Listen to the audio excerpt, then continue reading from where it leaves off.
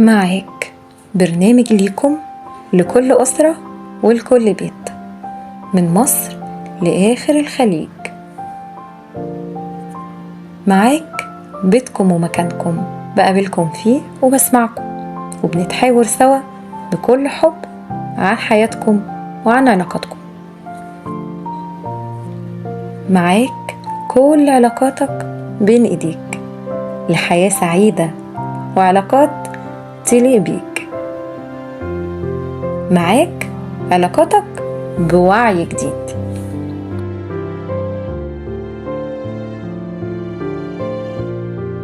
اسأل براحتك وفتش جواك، قلبي سمعك مفتوح وياك، بإجابة علم أهديها لك، وتابعني دايما في معاك.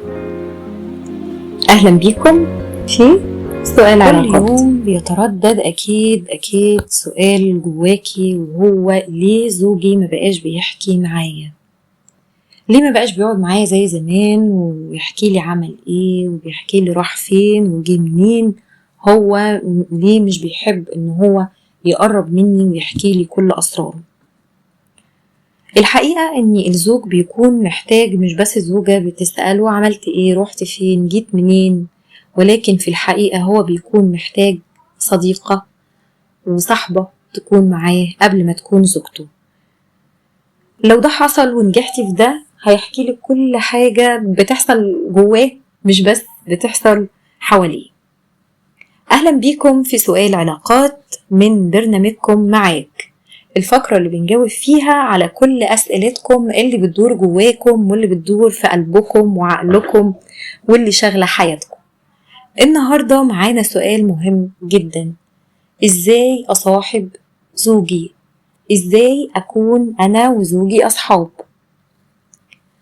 الحقيقة إن الموضوع ده موضوع مهم، والصداقة في الزواج عامة مش رفاهية، ولا هي مجرد شوية ترفيه، ولكن هي أمان وسند وشعور حقيقي لازم يحسوا الزوجين بينهم وبين بعضهم، ولازم يحسوا بالأمان وبالفهم وبالود وبالصداقة الكبيرة بينهم، علشان ده بيقدر يخلي الحياة الزوجية ليها طعم من الألفة وطعم من الود وطعم من التفاهم والحب اللي بيزيد وبيكبر ما بينهم كل يوم عن اليوم اللي قبله.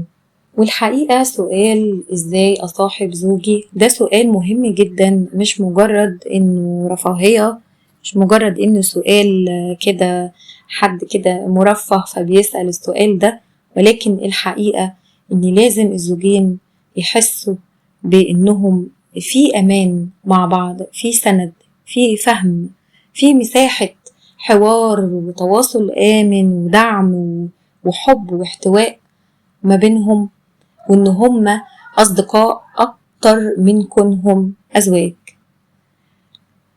لو أنت قدرتي أو أنت قدرت، لأني دايما بحب كلامي يكون للشريكين مش شريك واحد فقط لا غير، لو قدر الزوج يكون صديق لزوجته أو الزوجة تكون صديقة لزوجها، ده هيعمل ما بيننا قرب وألفة وود كبير جدا وصداقة كبيرة جدا جدا جدا. أما لو على سبيل إني أنا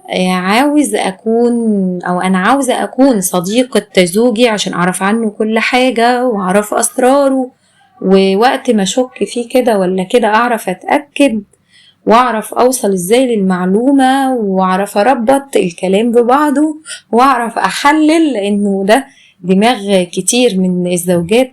فبلاش تدخلي نفسك في الدايرة دي، لأني انتي كده مش نيتك الحقيقية الصداقة الحقيقية والفعلية لزوجك، لكن هتدخلك فيما بعد في دايرة من الشك والغموض والافتراضات اللي ملهاش أي داعي نهائي. ايه الحاجات اللي ممكن انك تعمليها وتنجحي فيها وتكوني صديقة لزوجك؟ ودي اللي هنبدأ نقولها واحدة واحدة وبالراحة خالص علشان نفهمها سوا. السر الحقيقي في انك تكوني صديقة فعلية لزوجك هو شطارتك وذكائك في التواصل مع زوجك، انك تكوني بتتواصلي مع زوجك بطريقة صحيحة وتعاملك معاه بطريقة صحيحة، مش بس صحيحة، ده صحيحة وجذابة. طريقتك في التواصل وفي التعامل طريقة صح وطريقة جذابة.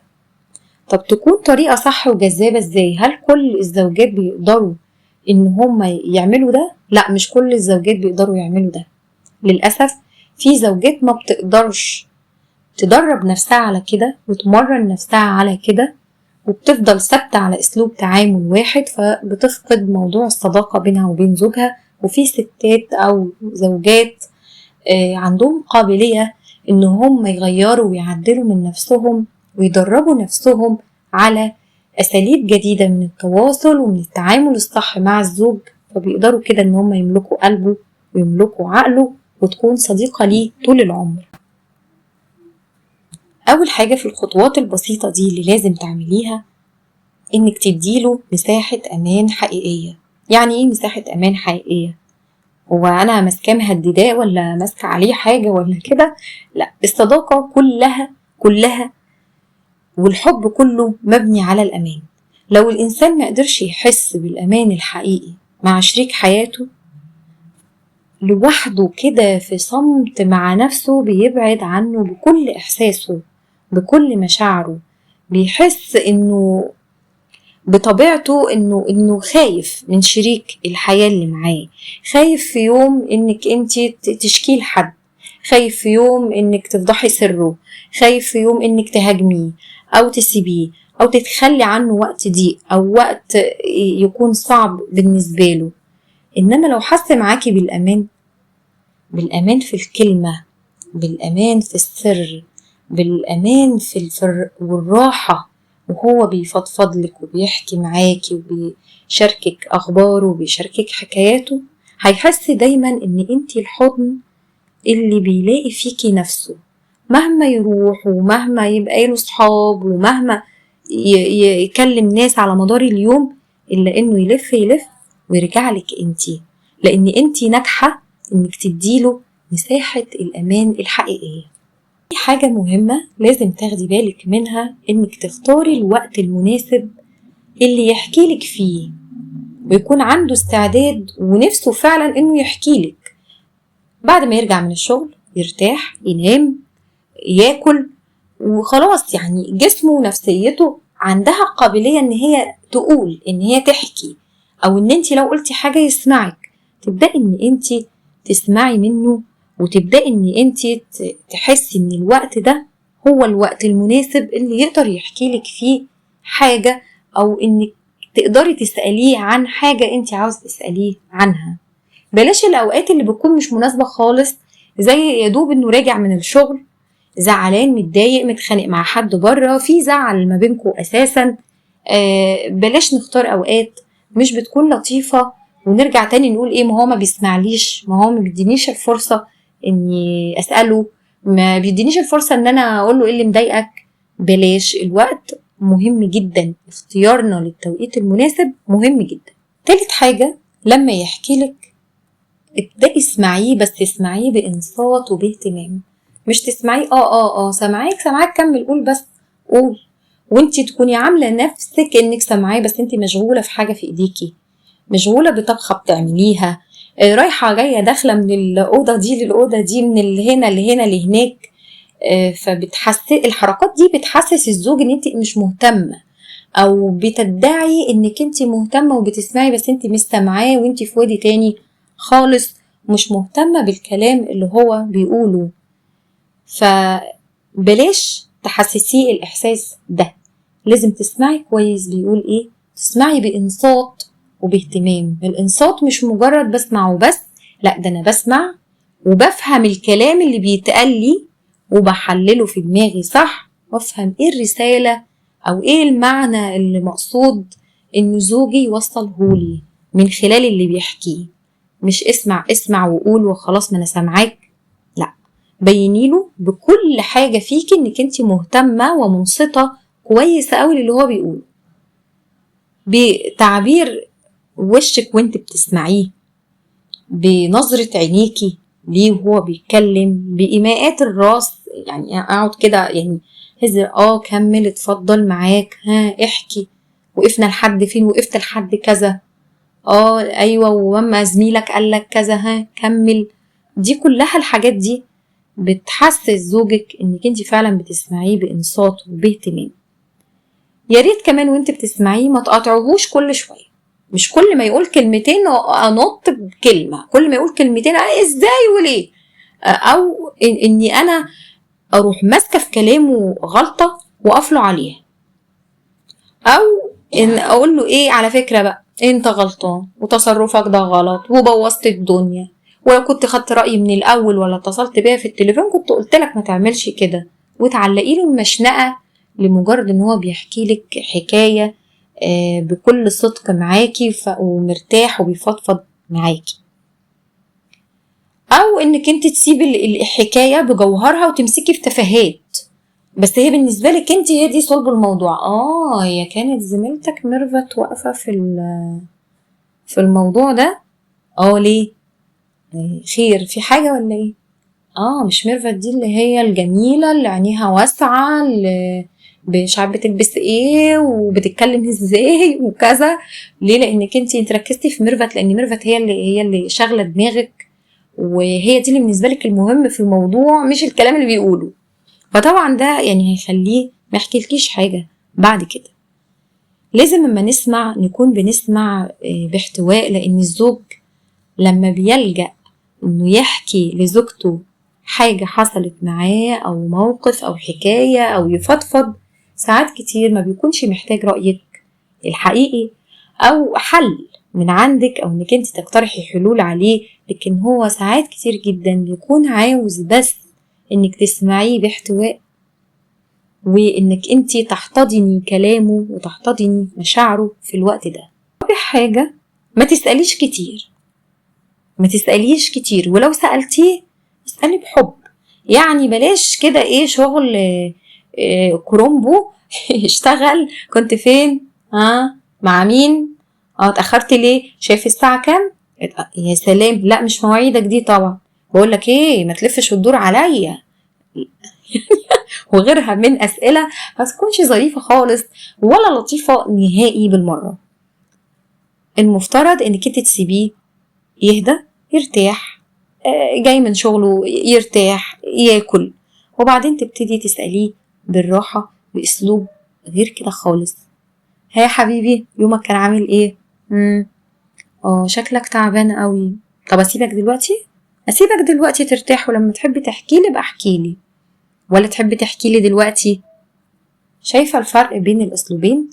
طبعا في فرق كبير جدا جدا بين الأسلوب الأول والأسلوب التاني. واحد الأسلوب الأول هيخليه مخنوق ومتضايق وهتزيدي فوق هم ومش هيحكي، والأسلوب التاني بيخليه بيفتح قلبه بشكل كده لا إرادي وبشكل كده بسيط وسلس علشان طريقتك معاه كانت صح. خامس حاجة، اطمني عليه برسالة تكون بسيطة رقيقة لطيفة خلال اليوم وهو في شغله، رسالة تكون بسيطة وقصيرة كده وصغنونة وحلوة وجميلة ورقيقة زيك. تقولي له عامل ايه حبيبي، حبيت اطمن عليك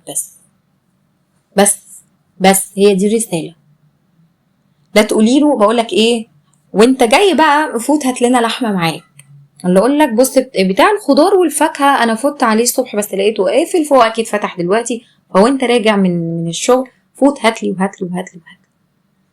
لا، هي الرسالة اللي احنا قلنا عليها في الأول رسالة بسيطة بتطمني عليه. مش شرط كل رسايلك ليه خلال اليوم تربطيها بطلبات، يعني ازيك عامل ايه، اخبارك ايه، يا رب تكون بخير، هاتلي بقى معاك وانت جاي كذا، ازيك عامل ايه، هات العيش بقى، ازيك عامل ايه، هات الولاد. لا، كده هيمل من رسايلك وهيتضايق اول ما هيشوف رقمك على التليفون بيظهر او رسالة منك جاية. سادس حاجة من الحاجات الجميلة قوي انك انت تشاركيه اهتماماته. يعني اتفرجي معاه على ماتش مثلا، انا مش بحب الكوره وما بقبلهاش وما بطيقهاش، شاركيه الوقت، مش لازم تقومي تشجعي وتهيصي معاه وجول ولا وده اوفسايد وده معرفش كان المفروض يعمل مش شرط خالص، مش مطلوب منك ان انت تظهري انك انت فاهمه وعارفه قواعد اللعبه وقاعده اهو بكل حماس معاك، لكن انت بتشاركيه الوقت ده، قاعدة معاه الوقت ده وهو بيتفرج على حاجة بيحبها، او انك تلعبي معاه لعبة سوا بتحبوها، سواء على الفون سواء على في الحقيقة لعبة يعني فيها بتتلعب بشكل مزدوج او حاجة، العبوا لعبة سوا. احكي له كتاب عن كتاب قرأتيه، ما بحبش القراية، محدش جاب لي سيرة القراية، بكرهها، بلاش القراية، امشي قراية. احكي له فيلم شفتيه، فيلم شفتيه، اي حاجة تقدري تخلقي مساحة من المشاركة بينك وبينه بحاجات بسيطة جدا. سابع حاجة، احتوي ضعفه، احتوي ضعفه من غير ما تدوسي عليه ولا تستهيني بيه. يعني لو شفتيه تعبان، شفتيه خايف، شفتيه متوتر متضايق، فهو في الوقت ده عاوز حضنك، عاوز احتوائك، عاوز يحس انك انتي حساه ومعاه وشايلة همه، حاسة بألمه. اوقات الراجل بيكون من الضعف ومن الألم اللي جواه زي الطفل، محتاج حب واحتواء، محتاج يتطبطب عليه. مش شرط عشان هو رجل فهو طول الوقت القوي السوبرمان الهيرو اللي مش لازم يبكي ومش لازم يشكي، مش لازم يتألم ومش لازم يعيط. لأ، كل ده وارد جدا عند الرجل وعند المرأة، لأن احنا في الأول وفي الآخر إنسان، احنا بني آدمين إنسان. فياريت إن انتي لما تلاقيه في حالة زي كده تحتويه، ولما تلاقيه محتاج حب ومحتاج احتواء تحتويه، وما تستغليش ده ياريت بعد كده. فانتي لان وقت الضعف الانسان بيكون على طبيعته قوي، فبتظهر الثغرات اللي بتألمه وبتضعفه وبتحزنه. فانتي ما تجيش بعد كده بقى تمسكي نقاط الضعف دي وتقعدي تدوسيله عليها او تعايري بيها. في منكم بيعمل كده، نظام المعايرة، او رجع تاني يعني لضعفه تاني، او اتألم تاني او كذا او كذا، فتقولي له يوه مش هنخلص بقى من الفيلم ده، ده فيلم بقى، ده قصة حزينة مش هتخلص، هنفضل بقى في الهم ده. طبعا لا يليق اطلاقا انك انتي تتعاملي مع نقاط ضعفه بالشكل ده ومع نقاط ألمه بالشكل ده. خليكي رحيمة ورقيقة ولطيفة ودايما حضن وسند واحتواء ليه. 8، أنصحك طبعا بإنك تضحكي معاه وتخففي عنه، يعني ابتسامة لطيفة، نفرد وشنا شوية بلاش التكشيرة والقلدومة دي طول اليوم، افردي بوشك شوية، تضحكي.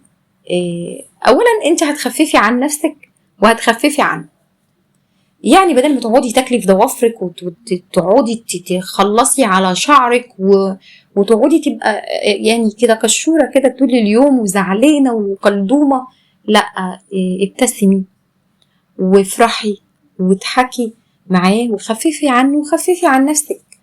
اللي احيانا الدعابه والكلمه الحلوه الطيبه اللطيفه اللي بتكون خلال اليوم، الحاجات الصغيره دي بتعمل فارق مع الوقت كبير جدا، بس فارق ايجابي وفارق لطيف وفارق ظريف ودمه خفيف جدا، بيخلق صداقة كبيرة قوي بينك وبين زوجك.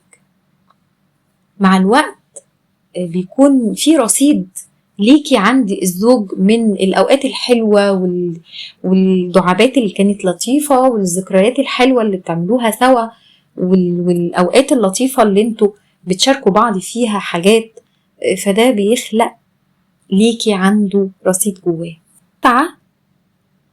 تقبليه زي ما هو، زي ما هو تقبليه. انتي تزوجتيه بواحد اتنين تلاتة، صح؟ انتي كنت عارفة انه في واحد اتنين تلاتة، وعارفة انه في الخطوبة ظهر لك 5 6 10، وعارفة انه عيوبه كذا وعارفة مميزاته كذا، وفاتت سنة وفات 2 وفات 3 من الزواج. تقبليه كما هو. ممكن يكون في اختلاف ما بينكم في التفكير، في الهوايات، في الطموح، وارد جدا، وارد. لكن ما تحاوليش تغيريه. ما تحاوليش كل ما يجي يتكلم معاكي يحكي لك حاجة يقول لك حاجة تحاولي انك انت تغيريه وتعيدي تشكيله. وصلك انت غلط، وصلك انت دماغك غلط، وصلك انت سلوكك وحش، وصل انت مش عارف ايه وانت المفروض يحصل ايه. حتة انه يحس كل شوية انك ماسكة عصاية وبتحاولي تعيدي تشكيله من جديد، ده هيبعده عنك، مش هيقربوا ابدا ابدا ليكي، لانه هيكون حاسس انك انتي رفضاه ورافضة عيوبه، مش متقبلة عيوبه، مش متقبلة انك انتي تحتوي العيوب دي وتتقبليها. ما هو عارف ان هو فيه العيوب دي، قد يكون عارف وقد يكون اتقال له الكلام ده مليون مرة من كذا حد، فهو مش منتظر أقرب الناس ليه يقعد يقول له إيه ما هو هم عندهم حق وانت كذا وانت كذا. تقبليه وتقبلي عيوبه، خاصة أما يكون في وقت من الفضفضة ووقت من المصارحة ووقت من الحب بينكم ووقت من إنه جاي عايز يفضفض معاكي ويحكي معاكي. آخر حاجة وأهم حاجة اقبلي بالمساحة وبالقدر وبالشكل اللي زوجك هيسمح لك بيه من صداقته. اوعي تفتكري ان مهما بلغ القرب ما بينكم ومهما بلغت الصداقة ما بينكم ان زوجك هيجي يحكي لك عن كافة تفاصيل حياته، او ان زوجك هيجي يقولك على النفس اللي بيطلع منه، او انه هيجي يقولك على كل شيء جواه. لا، لازم تكوني واعية للنقطة زي دي. مهما بلغت الصداقة ما بينكم هيكون في مساحة خاصة جوه خالص كده، جواه الصندوق الابيض بقى بلاش الاسود جواه المساحة دي ممنوع الاقتراب منها. وكذلك انتي وكذلك انا واحنا كلنا. مش معنى كده انه ايه ده مخبي برضو حاجات يعني بعد كل الجهد ده ومش هيقول لي كل حاجة. كل انسان ليه مساحة خاصة جواه، ممكن في اوقات كتير جدا ما يحبش يقولها، وممكن طول العمر تفضل حاجات جواه ما يقدرش يقولها ولا يصرح بيها لحد ولا يفضفض بيها مع حد، لانه بيعتبرها مساحة خاصة بيه جدا جدا جدا. قد تكون أسرار عنه مش عايز يحكيها، حاجات عنه في الماضي مش عايز يقولها، حاجات حصلت مش عايز يشاركها، قد تكون حاجات برضو بتحصل خلال يومه وهو مش هيقولك عليها إطلاقا. يعني ما تنتظريش انه هيجي يقولك أنا النهاردة قابلت سعاد اللي انتي عارفة ان هي كانت الحب القديم ليه، عشان هو عارفك انك هتمسكي في سعاد وقابلتها فين وشفتها منين. لا، يبقى في كلام ما بينكم حصل، يبقى كان في بقى اتصال بقى وانا نايمه على ودني مش عارفه، يبقى كان لا، هو عارف برضو ايه اللي هيقولهولك وايه اللي مش هيقولهولك.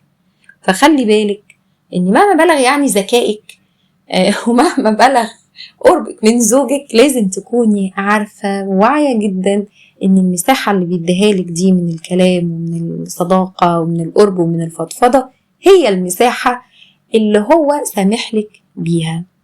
غير كده لو تعديتي الخط ده او قعدتي تلحي عليه انه يحكيلك حاجات ويقولك حاجات معينة وقصص معينة ومعلومات معينة وزمان ومن 10 سنين فاتوا من 5 سنين كنت مش عارفة تعمل ايه، واما اختك قالت الكلمة دي قدامي كانت تقصد ايه وكذا وكذا وكذا. او لو حس بالالحاح ده وبان انتي بتستدرجيه، والرجل بيبقى ذكي جدا يعني في طريقة التواصل وبيبقى فاهم قوي اللي قدامه هو عاوز ايه، بتستدرجيه لنقطة انك لازم هتقول وتحكي وانا عايزة النقطة دي اعرفها.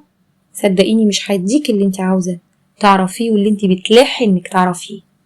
لكن احترمي المساحة الخاصة اللي جواه، ما تحاوليش ان انت تخترقيها وما تحاوليش ان انت تتعديها علشانك انت في الاول وفي الاخر، واحتراما ليه، وعلشان ما تخلقيش لنفسك دواير من الافتراضات والشك والتخمينات اللي ممكن يكون في الأول وفي الآخر ملهاش أي أساس من الصحة. كلامي طبعا كان لكل زوج ولكل زوجة، مش الزوجة بس، ولكن لأن السؤال كان موجه من زوجة فكان سياق الكلام بالشكل الأنثوي شوية، لكن أي سؤال أنا بجاوب عليه بكون بجاوب عليه للشريكين، للزوج وللزوجة معا. ليه؟ لأنه المشاكل دي موجودة والأسئلة دي موجودة في بيوتنا كلنا. ممكن تكون نفس المشكلة دي بيعاني منها زوج مع زوجته، وممكن العكس تكون الزوجة هي اللي بتعاني من المشكلة دي مع زوجها. فالسؤال متاح للجميع والإجابة كذلك متاحة للجميع. بذكرك وبقولك إن الزواج اللي فيه صداقة هو الزواج اللي بيكمل حتى بعد ما الشكل والصوت والمشاعر الهادية بتتغير. الزواج اللي بيكون فيه صداقة هو اللي بيدوم، وهو اللي بيفضل مستمر على أساس من الفهم، وعلى أساس من التقدير، وعلى أساس من الحب والاحتواء والأمان بين الزوجين. ابقي لزوجك صديقة قبل ما تكوني زوجة، وقبل ما تكوني أم، وقبل ما تكوني شريكة في البيت. وخلي دايما بيتكم فيه هو المكان الدائم اللي فيه الأمان، مش المكان اللي يهرب منه أو ما يحبش يروح له، أو ما يحبش إنه هو يدخل حتى البيت بسبب أمور إحنا ممكن نعديها ونتخطاها، ونكون أذكى في التعامل من كده بكتير. وبكده تكون خلصت حلقتنا النهاردة من برنامج معاك. لو الحلقة لمستك أو خلتك تفتكري أو تفكري في اللي بينك وبين زوجك، شاركيها مع اللي محتاج يسمعها، واشتركي في القناة وفعلي زر الجرس علشان يوصلك كل جديد. الحلقات الجديدة بتنزل أول بأول. ياريت تسيبيلي تعليق جميل لطيف رقيق منك أو سؤال، وقوليلي انت حابة تسألي عن ايه. أنا دايما معاك علشان تعرفي تكوني مع غيرك ومع زوجك ومع الدنيا كلها بعلاقات واعية وبعلاقات جميلة. خلصت حلقتنا النهاردة من برنامجكم معاك وفقرة سؤال علاقات. أتمنى لكم يا رب كل الخير وكل الحب وكل السعادة، والتقي دايما معاكم على خير وخير.